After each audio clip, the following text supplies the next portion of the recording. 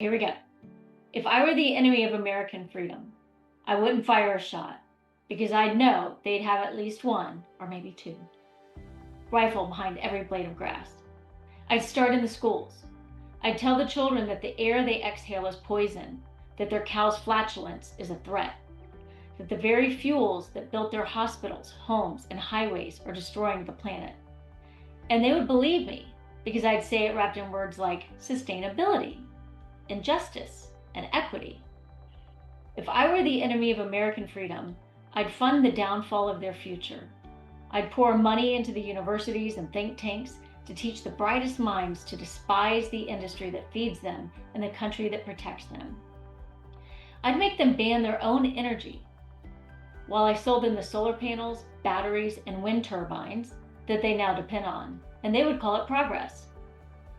I'd buy their farmland and fill it with slave-made, China-backed, unreliable energy sources that pollute their soil and disrupt their beautiful once green pastures.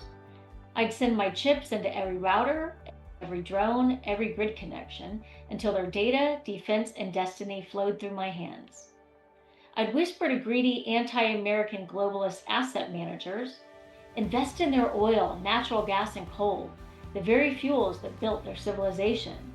Buy enough shares in the public companies so that you hold the shareholder proxy power over their board makeup, board compensation, and DEI ESG policies. Then pressure them to restrict their own fossil fuel use and lobby against their own industry's interest. If I were the enemy of American freedom, once those American utility companies abandoned half of their reliable dispatchable base load energy in favor of cheap on the backs of their own ratepayers, China-made, not actually renewable renewables, then I'd start buying the actual utility companies. The result, of course, will be unaffordable, unreliable energy for everyday Americans, a weak economy, and a weak national security. As for China, don't worry about us. We will keep living the high carbon lifestyle that made America great and keep increasing the amount of fossil fuels we use and sell energy back to our enemies, aka America, at a premium. And now you know the end of the story, or almost.